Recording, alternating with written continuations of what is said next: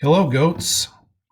Principal Brad Wilson here. Just want to pass along some information to you about an upcoming change in schedules on December 14th. Last Tuesday, our board of directors approved high school students coming back in the building for face to face instruction on what we call our hybrid schedule. And that's scheduled to begin on Monday, December 14th.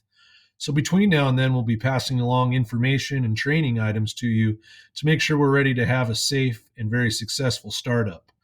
A big question everybody will have is what's that schedule look like? What's that mean? So what you see here is we'll be switching to AM and PM cohorts. So you'll be in either the morning cohort or the afternoon one. On Mondays and Thursdays, we'll have periods 1, 2, and advisory.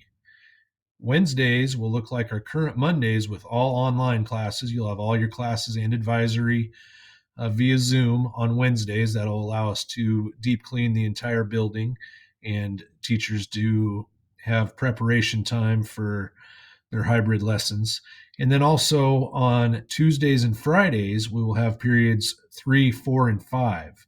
So a little change in the sequence of classes there to make things work with both our middle school schedule and to accommodate our scheduling needs for staff.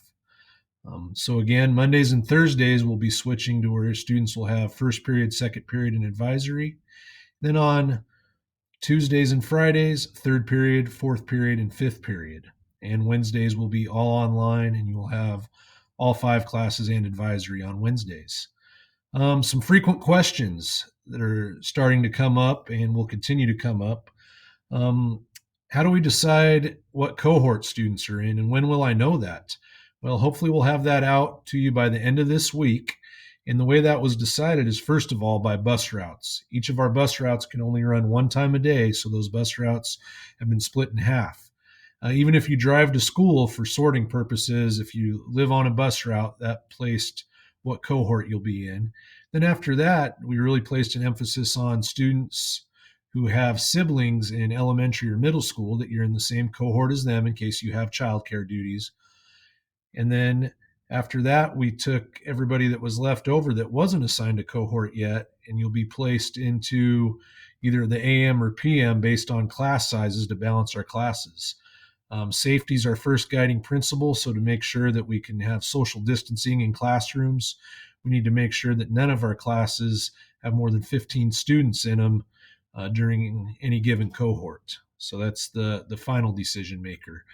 We have numerous classes right up against our max class size. So because of that and how tight the schedule is, we will not be able to accommodate any requests for specific cohorts. So whatever you're placed in, that will be where you'll need to do your schedule at, either AM or PM. And you can see the times on the schedule displayed. The AM cohort will go 8:20 to 11:10. The PM cohort 12:30 to 3:20. So safety is going to be at a premium. We don't just have to be good at it. We need to be perfect. It needs to be our primary focus here. So to make sure that you are able to come to school each day, all students will need to pre-screen daily on the Skyward app, and you'll be asked a series of questions. If you have fatigue, muscle or body aches, headache, sore throat, congestion, runny nose, nausea, vomiting, diarrhea, fever, chills, a new and persistent cough, shortness of breath, or new loss of taste and smell. And if it's a yes to any of those, you'll indicate that on your app so that we'll be able to have notification of that, and you will need to stay home that day and take further direction from the school nurse. Also, all students will have to wear masks anytime you're in the building, covering both your nose and your mouth. And that is absolutely mandatory. Um, these things are all to make sure that we keep each other safe. So with masking and social distancing and making sure we diligently pre-screen for symptoms, that's going to enable us to keep school open and to be here safely and have face-to-face learning, which we are all very, very excited about. We miss each of you dearly and can't wait. Our teachers are so excited to see you in their classes and get to know you, since we haven't had that opportunity face to face yet this year. How will we enter the building? We will enter the south entrance next to Mr. Gleasman's room, and the West High School entrance down near Mr. Roethlisberger and Mr. Barnes's room. Those will be the high school entrances, and there will be school staff there screening you in. Make sure that you've done the pre-screening at home and that you do not have a temperature.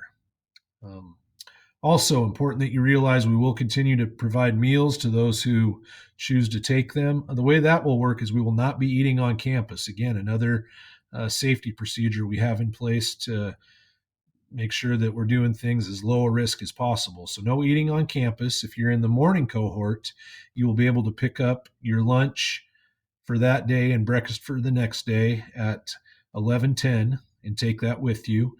If you're in the PM cohort, when school's done for the day at 3:20, you'll be able to pick up a sack lunch and breakfast to eat the next day, both the breakfast and the lunch before you come to school, and take that with you. So that'll help make sure that you get the nutrition you need if you choose to have school lunch, but also ensure that we're not having to mitigate the possible risks of eating on campus.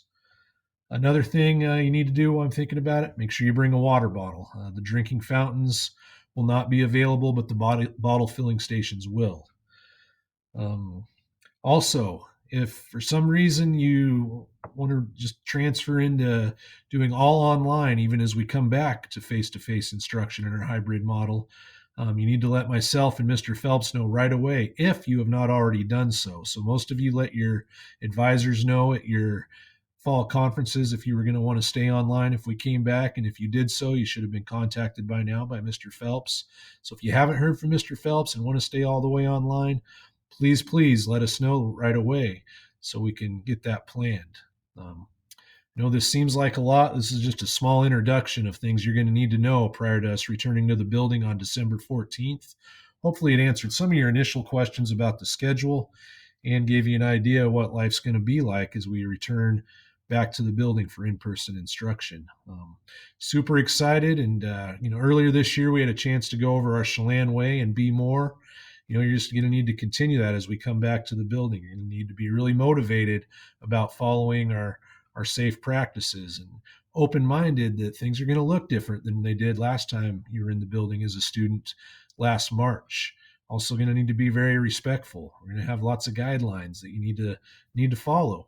And that's important for your safety and everybody else's, staff and students. And then you're going to need to stay engaged, keep learning, keep having a desire to do well in your classes. Or if you've been struggling in your classes, don't give in. Stay engaged, believe you can do it.